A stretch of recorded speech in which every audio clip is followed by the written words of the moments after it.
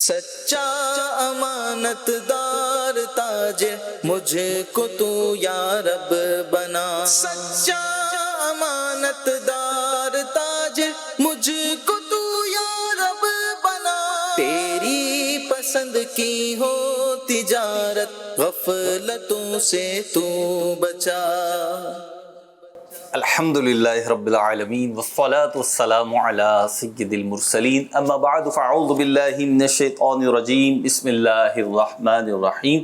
الصلاة والسلام علیک یا رسول اللہ، الصلاة والسلام علیک یا حبیب اللہ، الصلاة والسلام علیک یا نبی اللہ وعلی آلک واصحابک یا نور اللہ۔ مدنی چینل کے ناظرین، پروگرام احکام تجارت کے ساتھ حاضر ہیں۔ مفتی علی اصغر عطاری مدنی مدظل العالی آپ کے سوالات کے جوابات ارشاد فرماتے ہیں، درود پاک کی فضیلت سنتے ہیں اور پھر انشاءاللہ مفتی صاحب کی بارگاہ میں حاضر ہوتے ہیں۔ کنز الامال میں ایک حدیث پاک بیان کی گئی کہ حضور جان رحمت صلی اللہ تعالی علیہ وسلم نے ارشاد فرمایا کہ جو شخص روزانہ مجھ پر 100 مرتبہ درود پاک بھیجے گا، اللہ تعالی اس کی 100 ضرورتیں پوری فرمائے گا۔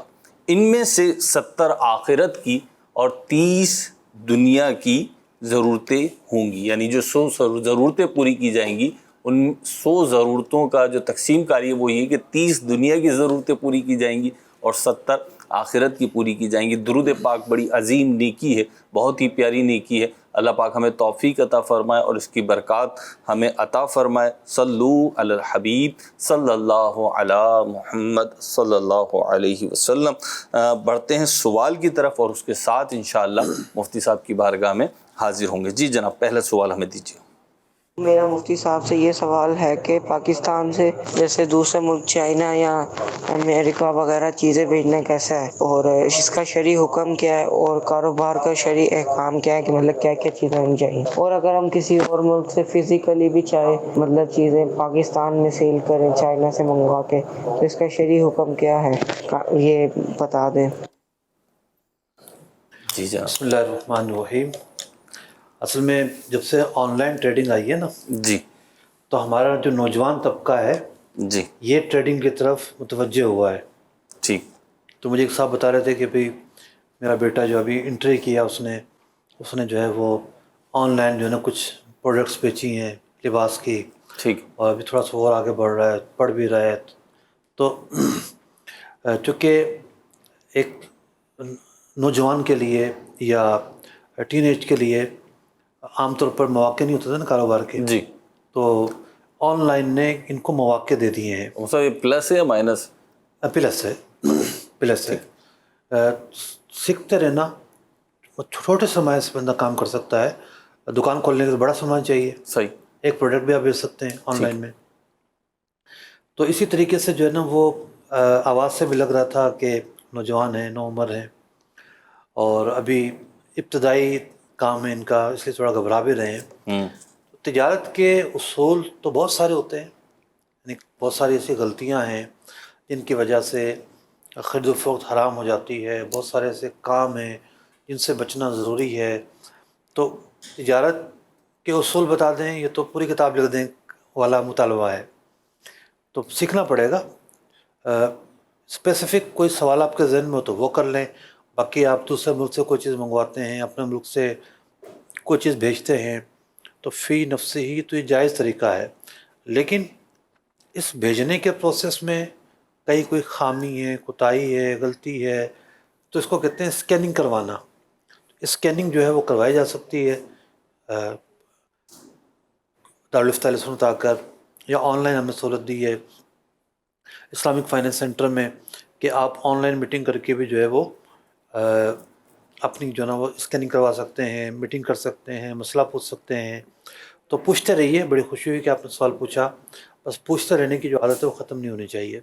چلے جی، یہ فورم بھی حاضر ہے آپ کے لیے، اور دارالفتہ اہل سنت کا بھی مفتی صاحب نے فرمایا مرکز اقتصاد اسلامی تو بالخصوص کام ہی اسی کا لے کے کر رہا ہے، تو آپ یہ مختلف جو فورمز ہیں ان سے رابطہ کر سکتے ہیں۔ البتہ مجموعی طور پہ یہ سلسلہ احکام تجارت اگر دیکھیں گے تو میں اللہ کی رحمت سے امید کرتا ہوں کہ بہت سارے وہ مسائل بھی سیکھنے کو آپ کو مل جائیں گے کہ جن کی طرف آپ کی یا کسی تجارت کرنے والے کی، خرید و فروخت کرنے والے کی، مالی معاملات ادھر ادھر کرنے والے کی، یعنی لین دین کرنے والے کی توجہ نہیں ہوتی ہوگی. تو یہاں سے مسئلہ انشاءاللہ سنیں گے تو کلک ہوگا، اور پھر وہ آپ اپنی پرٹیکولر سچویشن پہ دیکھتے ہوئے ایک اچھا سوال، ایک مضبوط سوال قائم کر سکتے ہیں، جس کا ایک بہتر جواب یا شریعت کی روشنی میں جو اس کا حکم بنتا ہے وہ آپ کو بتا دیا جائے گا. اگلے سوال کی طرف بڑھتے ہیں. کون ہیں، کہاں سے ہیں، کیا سوال کر رہے ہیں؟ مفتی صاحب کی بارگاہ میں سوال یہ ہے، 10,000 رکھنے پہ جو منٹ ملتے ہیں، کیا یہ ہمارے لیے جائز ہے یا نہیں؟ اور کچھ کمپنیاں ایسی ہیں جو بالکل فری میں منٹ وغیرہ دے رہی ہیں، تو ایسے منٹ وغیرہ حاصل کرنا کیسا ہے؟ اور جو ہم سم پہ بیلنس لیتے ہیں ایڈوانس، اس میں ہم 20 روپے کا بیلنس ہم نے لیا ہے، تو اس بیلنس کے اندر اب ہمیں 22 روپے دینے پڑیں گے یا 24 روپے، تو 2 روپے یا 4 روپے اوپر پڑتے ہیں ہمیں. تو یہ بتائیں کہ یہ بھی سود کے اندر ہے یا نہیں؟ واہ جی واہ، آپ کا سوال تو آ گیا. یہ واہ جی واہ کیوں کیا مفتی صاحب؟ جواب ارشاد فرما لیں تو پھر میں سوال ہے، سوالات ہیں، سوالات ہیں. جی. مجھے یاد پڑ رہا ہے کہ ایک مرتبہ بہت پہلے، کوئی 10-12 سال پہلے ہوگا، ایک کام کیا تھا ہم نے صرف موبائل فون پر. ٹھیک ہے، یعنی عنوان تھا موبائل فون. ٹھیک ہے. تو موبائل فون کے مسائل پر ایک پورا پروگرام کیا تھا ہم نے. تو ان کے بھی 2 سوالات ہیں، بلکہ 3 سوالات ہیں موبائل سے متعلق ہی ہیں. جی. بہت ساری کمپنیاں آفر کرتی ہیں کہ اتنے پیسے اگر آپ کے اکاؤنٹ میں ہوں گے، موبائل کمپنیاں آفر کرتی ہیں تو وہ آپ کو یہ سہولتیں دیں گی. فری منٹ ہیں، انٹرنیٹ پیکیجز ہیں. جب وہ یہ کہہ رہی ہیں کہ اتنے پیسے ہوں گے تو یہ سہولتیں ملیں گی، جب اس کی بنیاد قرضہ ہے تو لامحالہ یہ مشروط قرضہ ہے، یعنی مشروط نفع ہے اور کنڈیشنل بینیفٹ ہے، اور یہ سود کی تعریف پر پورا اترتا ہے. وہ کہتے ہیں کہ آپ پیسے نہ رکھیں تو بھی ہم پیکیجز دیں گے، ہم تو آپ پر بڑے مہربان ہیں. ویسے سنا نہیں ایسا ہو، تو اگر ایسا ہو تو اس کو ناجائز نہیں کہا جا سکتا.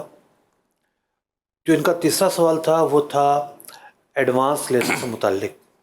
بیلنس ختم ہو جائے تو پھر ایڈوانس کی ضرورت ہوتی ہے. تو بارہا اس سوال کا بھی ہم نے جواب دیا ہے کہ اجرت دینے کے 2 طریقے ہوتے ہیں. ایک پری پیڈ فون سروس ہوتی ہے، ایک پوسٹ پیڈ فون سروس ہوتی ہے. پوسٹ پیڈ میں کیا ہوتا ہے کہ آپ پہلے استعمال کرتے ہیں پھر پیسے ادا کرتے ہیں. پری پیڈ میں یہ ہوتا ہے پہلے پیسے دینے پڑتے ہیں کمپنی کو، پھر وہ آپ کو سہولت دیتی ہے کہ آپ ہمارے چیزیں جو وہ استعمال کر سکتے ہیں. تو نارملی جو سہولت ہے وہ پری پیڈ ہوتی ہے. جب بیلنس ختم ہو گیا، اب کمپنی کا آفر کرتی ہے کہ اب ہم آپ کو پوسٹ پیڈ سہولت دے دیتے ہیں، لیکن یہ پوسٹ پیڈ جو سہولت ہے یہ تھوڑی سی مہنگی ہوگی. وہ بھی اجرت ہی ہے، کوئی قرضہ تو دیا ہی نہیں ہمیں کسی نے. قرضہ تو یہ ہوتا ہے کہ میں اٹھا کے کوئی چیز سامنے والے کو دے دوں کہ بھئی آپ نے پھر مجھے یہ لوٹانی ہے. تو کمپنی نے تو اپنا نفع جو ہے نا وہ دیا ہے، یعنی جو اس کا بینیفٹ ہے، جو سروس ہے، کال سروس یا نیٹ سروس، اس نے تو وہ آپ کو دی ہے، اور اس کے بدلے وہ اجرت لے رہی ہے. اجرت تھوڑی سی مہنگی ہے. تو یہ اس کو لون کہنا ہی غلط ہے. فقہی اصطلاح میں تعریف کے اعتبار سے یہ لون نہیں ہے. سوالات ہیں اسی سے ریلیٹڈ، اسی تناظر میں. ایک تو یہ کہ جیسے کہ انہوں نے کہا فری منٹس دیتے ہیں، بعض اوقات بغیر کسی ریزن کے دیتے ہیں. ریزن سے میری مراد ہے کہ کوئی بیلنس وغیرہ مطلوب نہیں ہوتا کمپنی کو، وہ ویسی دے رہی ہوتی ہے. اس کی ایک صورت یہ ہوتی ہے کہ اگر میرے نام پہ بالفرض کوئی سم ہے اور میں نے وہ کافی ٹائم، ان کا شاید کوئی ٹائم پیریڈ ہوتا ہے 3 مہینے 6 مہینے کا، وہ میں نے یوز نہیں کی، تو کمپنی آفر کرتی رہتی ہے کہ اگر آپ وہ سم لگا لیں تو آپ کو یہ ملے گا. بالفرض 6 مہینے بعد وہ سم ہم جیسے ہی لگاتے ہیں تو کمپنی کی طرف سے کوئی کوڈ وغیرہ آ جاتے ہیں کہ اگر آپ یہ کوڈ اپلائی کر لیں تو یہ آپ کو فری منٹس ملیں گے، فری جی بی ملے گی، اور یہ اس کے عوض ہوگا کہ جی آپ نے ہماری سم کو یاد کیا ہے کافی عرصے کے بعد. تو جی یہ تو انعام کے حکم ہے. لیکن باقی جو صورتیں ہوتی ہیں کہ جناب پیسے اتنے رکھو گے تو یہ چیز ملے گی، جی، تو وہ ہو گیا قرض پر کنڈیشنل نفع. ٹھیک ہے. مفتی صاحب ایک چیز آپ نے ابھی ارشاد فرمائی کہ اس کو لون کہنا نہیں چاہیے. بعض اوقات ہم دیگر جگہوں پر بھی دیکھتے ہیں کہ کسی صحیح جائز درست کام کا غلط نام رکھ دیا جاتا ہے، یا اس کے برعکس کسی غلط کام کا ایک اچھا نام رکھ دیا جاتا ہے، اسے ٹائٹل جو ہے وہ اچھا دے دیا جاتا ہے، پازیٹیو کر لیا جاتا ہے۔ تو میرا سوال یہاں پہ یہ، مدنی چینل کے ناظرین بھی اگر اپنے ارد گرد غور کریں گے تو بہت ساری چیزیں ایسی ہیں جو شعوری یا غیر شعوری طور پہ ان کے نام اچھے اور برے کر دیے گئے، یعنی اچھی چیزوں کا برا نام کر دیا اور بری چیزوں کا اچھا نام کر دیا۔ تو اس کے بارے میں بھی کچھ ہمیں ارشاد فرمائے۔ ایک تو حکم کہ اچھی چیز کا برا نام رکھ دیا تو کیا ہوگا، یا بری چیز کا اچھا نام رکھ دیا تو کیا ہوگا، پھر یہ سائیکی کیا ہے پیچھے؟ دیکھیں، دو باتیں یہاں پر ہیں۔ ایک تو برا نام رکھنا ہے، ٹھیک ہے، لفظ لون جو ہے قرض برا نام نہیں ہے، ٹھیک ہے، لیکن اس لفظ کی وجہ سے جو مفہوم پیدا ہو رہا ہے یہاں پر، جی وہ مفہوم برا ہے۔ صحیح، تو فی نفسی ہی قرض بری چیز نہیں ہے۔ قرض کو تو روایتوں میں کہا گیا کہ قرض دینا نفلی صدقہ دینے سے افضل ہے، اتنا اچھا عمل ہے۔ لیکن یہی قرض اگر کنڈیشنل نفع دیتا ہو تو یہ سود ہے۔ ٹھیک ہے، چونکہ اس کے مفہوم سے یہ اخذ ہو رہا ہے، ایک التباس پیدا ہو رہا ہے، غلط فہمی پیدا ہو رہی ہے، یہاں تک کہ بعض اہل علم بھی سے قرض سمجھتے رہے۔ تو ایسا نام نہ رکھا جائے کہ جس کی وجہ سے غلط چیز کی طرف مفہوم جاتا ہو، اچھی صحیح چیز کا، صحیح چیز کا۔ ٹھیک ہے، تو اس لیے نام بدلنا ضروری ہے۔ اور اگر کوئی نام ہی کسی چیز کا غلط رکھتا ہے، جی، تو آپ نے کسی دکان کا نام دیکھا ہے سور؟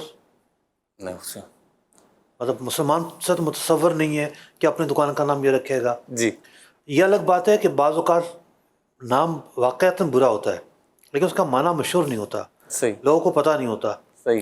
اب کوئی بتا دے تو وہ پھر باز بھی آ جاتے ہیں۔ سر ایک اور سوال میں کرنا چاہوں گا اسی سے ریلیٹڈ، جو ان کا سوال تھا، سائل نے جو سوال کیا وہ تو اپنی جگہ تھا، اس کا آپ نے جواب بھی ارشاد فرما دیا، لیکن ایک چیز میں فیل کر رہا تھا کہ بعض اوقات یوں ہوتا ہے، جیسے یہ سوال ہے کئی دفعہ ہمارے پروگرام میں بھی آ چکا ہے کہ جی اتنا بیلنس رکھیں، ہم ایڈوانس لیں تو کمپنی کو زیادہ پیسے واپس کرنا پڑتے ہیں، یعنی 20 روپے ہم نے ایڈوانس لیا ہے، 22 روپے دینا پڑ رہا ہے، تو یہ سود تو نہیں ہے؟ آپ سے بھی بہت جگہ سوال کیا گیا ہوگا۔ جی جی، اچھی بات ہے، سوال کیا جاتا ہے، آپ جواب ارشاد فرماتے ہیں، اس پہ عمل کیا جائے اور اچھی بات ہے، کرنا ہی چاہیے۔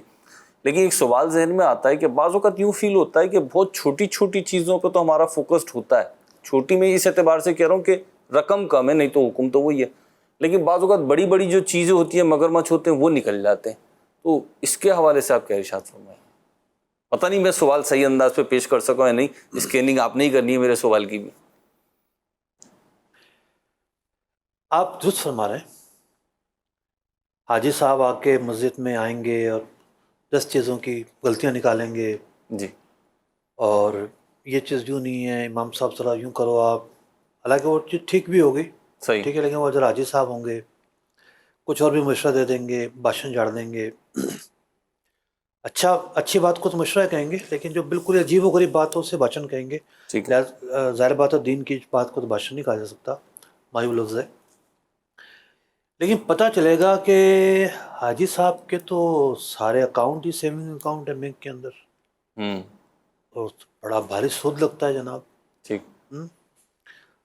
تو پھر کہا جا سکتا ہے نا کہ بھئی حاجی صاحب تو سود خور ہیں، بنتا تو یہی ہے۔ ٹھیک ہے۔ تو بعض اوقات ایک بندہ جو ہے اس کے کچھ پہلو تو ایسے ہوتے ہیں کہ وہ بڑا نیک نظر آتا ہے، لیکن عملی میدان کے اندر بڑی بڑی غلطیوں کا مرتکب ہو رہا ہوتا ہے۔ تو انسان کو جو ہے وہ بڑی غلطیاں بھی دور کرنی ہیں اور چھوٹی غلطیاں بھی دور کرنی ہیں۔ چھوٹی غلطیاں بھی غیر اہم نہیں ہوتیں۔ بہت سارے لوگ چھوٹی غلطیوں کی وجہ سے ہی بڑی غلطیوں کی طرف جاتے ہیں۔ کسی بھی مجرم کی آپ ہسٹری پڑھیں گے، واقعات پڑھیں گے، اگر وہ نادم ہے تو اپنی چھوٹی غلطیوں پر زیادہ شرمندہ ہوگا جس نے اس کو بڑا مجرم بنایا۔ جی، اور ایسی حکایات بھی مل جاتی ہیں، بہت سارے ایسے واقعات مل جاتے ہیں، حکایات مل جاتی ہیں۔ لیکن کہنے کا مقصد یہ ہے کہ اگر وہیں باندھ دیا جاتا تو بڑی غلطیوں کی طرف ہی نہ جاتا۔ ٹھیک ہے، تو چھوٹی غلطیاں بھی چھوڑنی ہیں اور بڑی غلطیاں بھی چھوڑنی ہیں، دونوں طرح کی غلطیاں چھوڑنی ہیں۔ ٹھیک ہے۔ ہمیں یہاں پہ ایک بات یاد آ رہی ہے، مدنی چینل کے ناظرین میں نیوز میں پڑھی ہوگی، سنی ہوگی کہ جناب فلاں بند میں شگاف پڑ گیا تو ایمرجنسی نافذ ہو جاتی ہے اور اسے درست کیا جا رہا ہوتا ہے، اگرچہ وہ شگاف ہی ہوتا ہے، شگاف سے مراد ایک کریک آ گیا ہے اور وہاں سے تھوڑا بہت پانی جا رہا ہے جو بڑے ایک سیلاب کا باعث بن سکتا ہے، تو فوراً ایمرجنسی نافذ کر دی جاتی ہے اور جی اس کو شگاف کو بند کرنے، پر کرنے اور اس کا سد باب کرنے کی کوشش کی جاتی ہے. مفتی صاحب نے بھی ایسے ہی فرمایا کہ چھوٹی غلطیوں سے بھی بچنا ہے اور بڑی سے بھی بچنا ہے. اللہ پاک ہمیں شگاف جب بھی پڑتا ہے تو وہ اپنا جو منہ ہے نا وہ بڑا کرتا جاتا ہے. ٹھیک ہے ہمیشہ اس کا جو بند ہے اگر وقت پر بند نہیں کیا جی تو وہ بڑا ہوتا جاتا ہے صحیح اور پھر آؤٹ آف کنٹرول بھی ہو جاتا ہے بعض کا. صحیح ہے. یعنی ایک دوسری بات ہے, اب ہمارا سلسلہ اس ٹائپ کا ہے نہیں, تو یہ بھی ایک گفتگو والی بات ہے کہ وہ بند اس وقت باندھ لے تو بن جائے گا, بعد میں قابو سے باہر ہو جائے گا. اس سے اگلی پہلے بھی ایک بات ہے جی کہ بند ٹوٹا ہی کیوں. ٹھیک مطلب پشتے کمزور تھے, جی دیوار کمزور تھی, تو ٹوٹا ہی کیوں. سب کیا بات کہی آپ, واہ. اب گناہ کی طرف جو بندہ جاتا ہے تو اس کی جو نیت ہے, اس کا جو ارادہ ہے وہ کمزور ہے.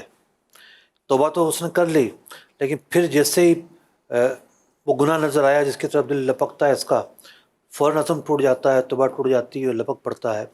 تو پشتے بھی مضبوط ہونے چاہیے, اس کی بھی ایک اپنی بنیاد ہے. اور پشتے کیسے مضبوط ہوتے ہیں؟ نیک لوگوں کی صحبت میں بیٹھنے سے ہوتے ہیں, واعظ و نصیحت سننے سے ہوتے ہیں, خوف خدا سے ہوتے ہیں. کیا بات ہے. اسے میں نے لکھ لیا آپ کا جملہ, پشتے کمزور نہیں ہونے چاہیے نہیں تو شگاف پڑ جاتے ہیں. اور پشتے مفتی صاحب تو ڈیم یا بند کے تناظر میں گفتگو کر رہے تھے, ہو سکتا ہے یہ پہلو بھی ذہن میں ہو. پشت بھی مضبوط ہونی چاہیے اور پشتیں بھی مضبوط ہونی چاہیے, تو کردار کا ایفیکٹ مفتی صاحب پھر وہ آئندہ آنے والی نسلوں میں پڑتا ہے. اگلی کال کی طرف بڑھتے ہیں. جی جناب. اکثر گرمیوں میں دودھ ناراض ہو جاتا ہے, گرمی کی وجہ سے کچھ گھروں کا بچ جاتا ہے جو ٹائم سے گرم یا ٹھنڈا کر لیتے ہیں, کئیوں کا وہی دودھ خراب ہو جاتا ہے. اگر اس میں انمولیم یا میٹھا سوڈا لگا لیں تو دودھ بچ جاتا ہے. یہ گھر والوں کو بتانا ضروری ہے. اس میں انمولیم لگایا ہے, جس کا دودھ ہے جانوروں کا وہ کہتے ہیں ہمارا ٹھیک ہے, اور جن کو دیتے ہیں وہ کہتے ہیں ہم نے پیسے نہیں دینے. دودھ اٹھانے والے کو سارے پیسے بھرنے پڑتے ہیں. اس کے بارے میں شرعی رہنمائی فرما دیجئے, جن کا دودھ ہے ان کو لگیں گے یا دودھ اٹھانے والے کو, یا دودھ جن گھروں میں دیا ہے کس کے کھاتے میں یہ دودھ ڈلے گا؟ شرعی رہنمائی فرما دیجئے. المونیم بولا انہوں نے. جی ایلومینیم بول. یہ جو ہم سموسے کھاتے ہیں نا, جی عام طور پر سموسے کی پٹی میں ڈالا جاتا ہے. پٹی میں سموسہ جو پھولتا ہے جی جی تو کوئی ہوا تھوڑی ہوتی ہے, اس سے وہ پھولتا ہے. میٹھا سوڈا بھی یہی کام کرتا ہے. میٹھے سوڈے کے مقابلے میں یہ زیادہ الگ چیز ہے. ٹھیک ہے. سنا ہے میں نے کہ یہ خطرناک اسے چیز ہے. ایلومینیم ایک تو دھات ہوتی ہے نہیں نہیں, یہ ایک میٹھا سوڈا کی ٹھیک طرح. ہے, پاؤڈر ہے یہ. اب وہ تلفظ مجھے بھی صحیح یاد نہیں اس کا کیا ہے. یہی ہے ساحل مجھے نے جو بھی یہی یاد کہا. پڑ رہا ہے, کیونکہ جب ہم نے دودھ مارکیٹ کے حوالے سے جی بھینس کالونی کے سلسلے کیے تھے تو اس میں تذکرہ آیا تھا تو یہ شاید. میٹھا سوڈا کی طرز کا ایک پاؤڈر ہے. تو یہ عام طور پر سموسوں میں ڈلا ہوتا ہے, اسی سے سموسے پھول رہے ہوتے ہیں. خستہ جو ہوتے ہیں, یہ خستہ بھی اسی کی وجہ سے ہوتے ہیں. تو میں یہ عرض کر رہا تھا کہ یہ تو ملاوٹ تو ہے, وہ ملاوٹ اگرچہ کہ نہیں ہے جس کو یہ کہیں کہ دودھ میں پانی ملا کے اس کی تاثیر کم کر دی, لیکن آپ نے ایک خالص چیز خریدی ہے نا, کہ بھئی ڈبے کا دودھ نہیں پی رہے آپ پیکنگ کا دودھ نہیں پی رہے, آپ گائے یا بھینس کا دودھ لے کر آئے ہیں اپنے گمان میں, لیکن پتہ چلا کہ اس میں تو ایک کیمیکل ڈلا ہوا ہے. اب اس دودھ کو بچے بھی پئیں گے, بڑے بھی پئیں گے, بوڑھے بھی پئیں گے, تو یہ کیمیکل جا کے نہ جانے کیا کیا اثرات پیدا کرتا ہوگا. تو یوں کیمیکل ڈالنا اس کی تو قطعاً اجازت نہیں دی جا سکتی.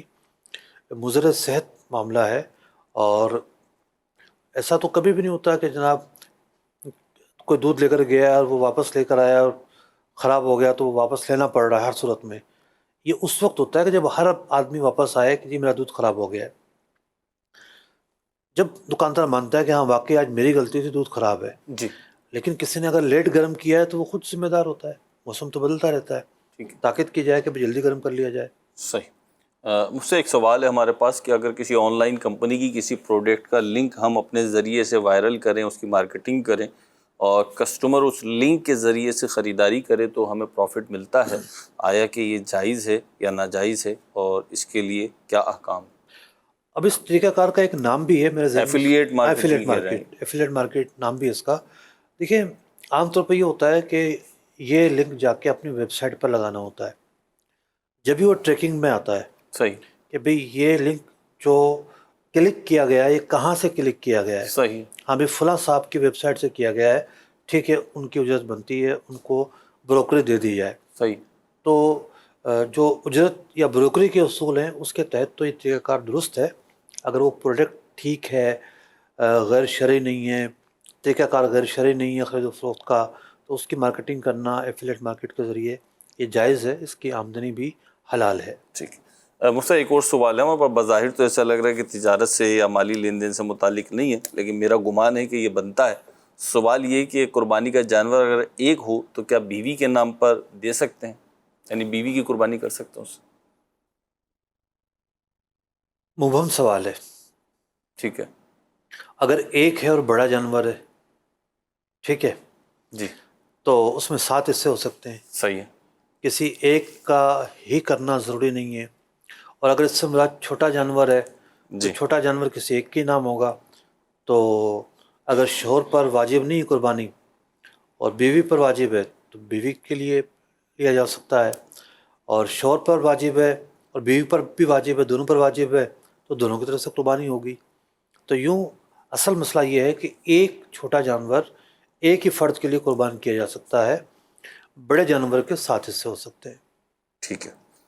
اور مفتی صاحب گھر میں اگر ایک ہی جانور ہے اور کسی ایک ہی شخص پہ واجب ہے، کوئی بھی ہو، وہ میاں ہو، شوہر ہو، بیوی ہو، بچہ ہو یا والد ہو، تو پھر اسی کی طرف سے کرنی چاہیے جس کی طرف سے واجب ہے؟ دیکھیں، دیکھا جائے گا کہ جانور خریدا کس نے، مالک کون ہے.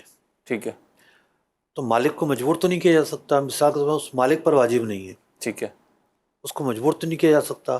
ترغیب دلائی جا سکتی ہے کہ آپ کے گھر میں جس پر واجب ہے آپ اس کی طرف سے کر دو. ٹھیک ہے. ترغیب دلوائی جا سکتی ہے. جیسے ایک تعداد ہمیں پتہ چلتی ہے کہ بیوی پہ زکوٰۃ لازم ہے، شوہر پہ نہیں ہے. اگر شوہر خرید کے لا رہا ہے، خرچے تو وہی کر رہا ہوتا ہے سارے، تو شوہر جانور خرید کے لایا ہے اور وہ شرعی مسئلہ سمجھ بھی رہا ہے کہ یوں ہے، تو پھر بہتر اس کے لیے یہ کہ وہ جس پر واجب ہے، بیوی ہے یا ماں ہے جو بھی، اس کی طرف سے کر دے تو بہتر. ٹھیک ہے. قربانی بھی ہو جائے گی، گوشت بھی رشتہ داروں کو پہنچ جائے گا، آپ خود بھی کھا لیں گے، اور گھر کے ایک فرد کا واجب بھی ادا ہو جائے گا. اور یہ خود ایک نیکی ہے کہ کسی کو نیکی کے کام پہ، بلکہ واجب یا فرض کام پر مدد فراہم کرنا ہے، خود ایک بہترین نیکی. تو کوشش کریں اگر ایسا ہے تو ایسا کر لیا جائے. اگلی کال دیجیے. سرکاری ملازم اور ٹیچر ہوں، اور مجھے ریٹائرمنٹ پر جی پی فنڈ جو ہے وہ دیا گیا منافع کے ساتھ. تو ہماری سیلری کے ساتھ جو ہے یہ منتھلی منافع لگتا رہا ہے، اور یہ ہمیں پتہ نہیں ہے کہاں خرچ ہوتا ہے، کہاں سے دیا جاتا ہے، کہاں پہ خرچ ہوتا ہے، کہاں سے پروفٹ آتا ہے. تو عرض یہ ہے کہ قرآن و حدیث کی روشنی میں مجھے رہنمائی فرمائی جائے کہ کیا یہ پروفٹ میرے لیے جائز ہے یا نہیں. دیکھیے، آپ ٹیچر ہیں اور عین ممکن ہے کہ آپ ہائی اسکول تک آپ نے پڑھایا ہو، اس کے بعد بھی کچھ کلاسیں ہوتی ہیں. مثال کے طور پر انٹر جب کوئی بندہ کر لیتا ہے تو اب فائننس کی طرف جاتا ہے، کوئی چارٹر اکاؤنٹنٹ بنتا ہے، کوئی جو ہے وہ ایم بی اے کرتا ہے. تو یہ جو چارٹر اکاؤنٹنٹ ٹائپ طبقہ ہوتا ہے جو فائننس کو اوپر سطح پہ دیکھتا ہے، ان سے یہ سب چیزیں ڈھکی چھپی نہیں ہوتی کہ جو فائنینشیل ایشوز ہوتے ہیں وہ کیا ہوتے ہیں. تو اس بات میں کوئی شک نہیں ہے کہ جو ادارے انویسٹمنٹ کرتے ہیں اس رقم کو لے کر کنورشل طریقے کے اندر، وہ سودی طریقہ کار پر ہی خرچ ہوتا ہے، پیسہ وہیں لگایا جاتا ہے، اس میں کوئی شک نہیں ہے. یعنی بندہ کہے کہ میں دل کو منا لوں، یہ حقائق کے خلاف ہے. حقائق یہی ہیں کہ سودی طریقہ کار پر جب چیزیں انویسٹ ہوں گی تو وہ جو نفع ہے وہ سود ہی ہے، اس میں کوئی شک نہیں ہے. اگر وہ سود نہیں ہے تو پھر کسی بینک کا کوئی نفع، یعنی سودی بینک ہے ان کا سارا نفع سود نہیں کہا جا سکتا. تو جب سودی بینکوں کا نفع سود ہے جن وجوہات کی بنیاد پر، تو اسی اعتبار سے یہ جو نفع ہے یہ بھی سودی اسکیموں سے ہی آیا ہوتا ہے.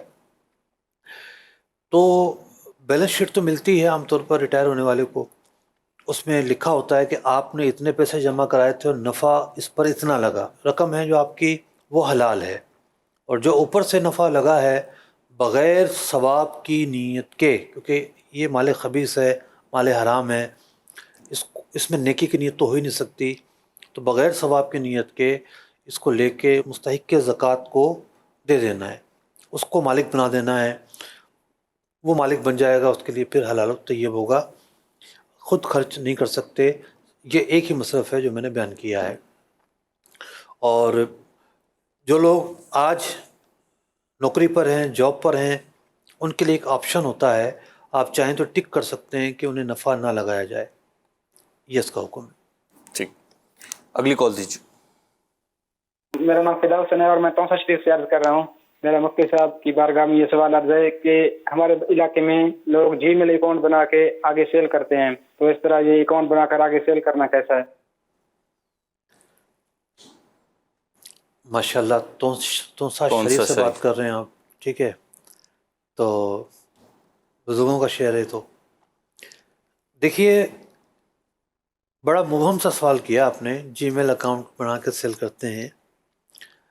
تو ایسا تو نہیں ہے کہ جی میل اکاؤنٹ کو بنا نہیں سکتا اور صرف توسا والے بنا سکتے ہیں اور وہ جناب ایک اکاؤنٹ کریٹ کریں گے اور بنا کے بیچیں گے.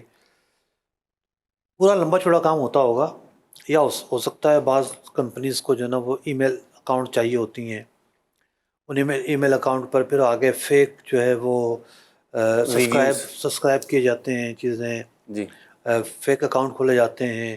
تو وہ لاٹ کے حساب سے 1000-2000 ای میل اکاؤنٹ بنواتے ہوں. تو اگر تو ان کا کام واضح ہے کہ فراڈ کرتے ہیں تو شمولیت جائز نہیں ہے. اور اگر کوئی خاص پرپز ہے, با مقصد کام ہے, سروس کے اندر دو چیزیں دیکھی جاتی ہیں, ایک جائز ہونا اور ایک با مقصد ہونا. صرف جائز ہونا بھی کافی نہیں ہوتا.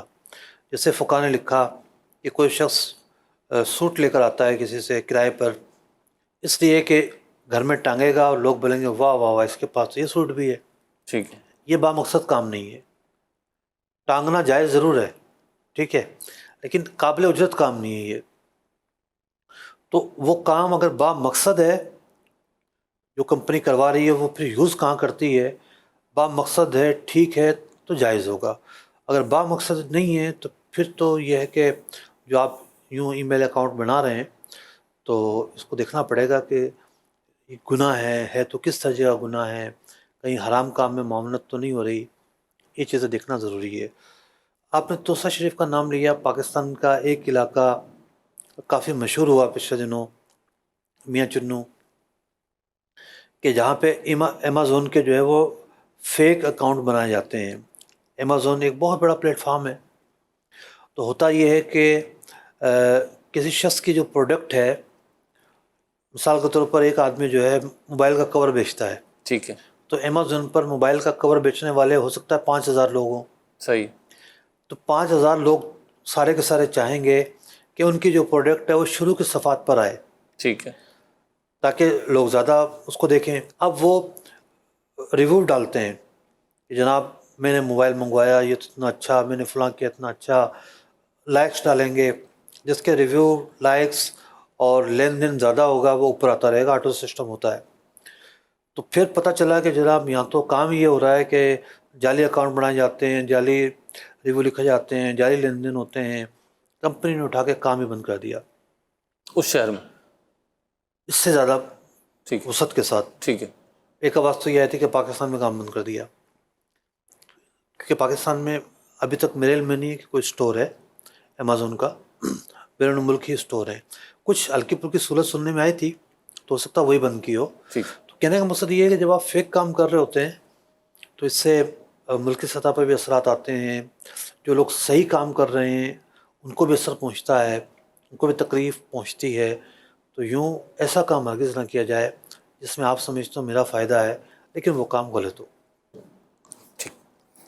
مجھ سے ایک سوال ہے, ہمارے پاس سوال تو بہت کامن ہے لیکن بہت دور سے آیا تو میں نے بولا چلیں شامل کر لیتے ہیں. حافظ آباد سے سوال ہے, اور سوال یہ ہے کہ قسطوں پہ خرید و فروخت کا کیا حکم ہے؟ حافظ آباد تو لاہور سے بہت نزدیک ہے. تو لاہور سے قریب ہے, کراچی والوں کو تو دور ہی لگتا. تو لاہور میں دارالفتہ اہل سنت موجود ہے الحمدللہ. اب تو تیسرا دارالفتہ کھل گیا, 3 دارالفتہ ہیں وہاں پر. داتا دربار میں ہے, داتا دربار کے ساتھ والے جو گلی یا مکتبے ہیں وہاں پر ہے. جوہر ٹاؤن میں ہے, کانا میں بھی کھل گیا ہے. سبحان اللہ. تو قسطوں کا کاروبار, قسط ایک ادھار کی صورت ہے. یعنی جب آپ کوئی چیز قسطوں پہ خریدتے ہیں تو گویا کہ آپ نے ایک چیز ادھار پہ خریدی ہے. اب بات ہے طریقہ کار کی, دونوں کے درمیان کیا ڈسکس ہوا, کیا شرائط ڈسکس ہوئیں. اگر وہ ٹھیک ہیں تو ٹھیک ہے کام, اگر وہ شرائط غلط ہیں تو اس کو غلط کہا جائے گا. ٹھیک. کال شامل کرتے ہیں سلسلے میں اور دیکھتے ہیں کیا سوال کیا جا رہا ہے. جی جناب. میرا سوال عرض یہ ہے کہ کیا غیر مسلم سے کاروبار میں شراکت داری کر سکتے ہیں؟ میرا کوئی پڑوسی ہے، کوئی دوست ہے، کوئی نان مسلم ہے، اس سے کاروبار میں شراکت داری کر سکتا ہوں میں؟ نہیں، شریعت اجازت دیتی ہے اس بات؟ اللہ اکبر. غیر مسلم کے ساتھ کاروبار میں شراکت داری کی جا سکتی ہے اور غیر مسلم سے چیزیں خریدی بھی جا سکتی ہیں، اس کو بیچی بھی جا سکتی ہیں. اس حوالے سے شریعت کی ممانعت نہیں ہے. وہ سب کوئی خاص احتیاط اس تناظر میں کرنی ہوگی کہ جب سامنے والا غیر مسلم ہے تو مجھے کن چیزوں کی خصوصی طور پہ رعایت کرنی چاہیے؟ دیکھیں، جب آپ شراکت کرنے جا رہے ہیں تو بات چیزیں ایسی ہیں کہ غیر مسلم کے لیے کام سی بات ہوتی ہے. ٹھیک ہے. مجھے کسی نے کہا کہ ایک بڑی مارکیٹ کا بتایا، کراچی کی بہت بڑی مارکیٹ کا، کہ وہاں پیمنٹ جو ہے نا، جی. وہ جان بوجھ کے کچھ لوگ جمعے کو دیتے ہیں. پیمنٹ جمعے کو دیتے ہیں. ہاں. ٹھیک ہے. اور پیمنٹ آپ کو پتہ ہے کہ کیش تو ملتی نہیں ہے، جمعے کو بھی شام کو دیں گے، اگلے دن بینک بند ہوں گے. صحیح ہے. ٹھیک ہے. پھر وہ پیر کو لگے گی. صحیح ہے. تو جو خریدنے والی پارٹی ہے وہ 2 دن کا سود چارج کرے گی کہ تم نے پیمنٹ ٹائم پہ نہیں دی. اوہو. ٹھیک ہے. تو جو غیر مسلم ہے ان کی زندگی میں سود ایک عام سی بات ہے، لیکن مسلمان تو سود پر کام نہیں کرتا، ٹھیک نہ سود کا لین دین کرتا ہے. ٹھیک ہے. اسلامی حکومت اگر قائم ہو تو اسلامی حکومت غیر مسلموں کو بھی سود کا کام کرنے کی اجازت نہیں دے سکتی. ٹھیک ہے.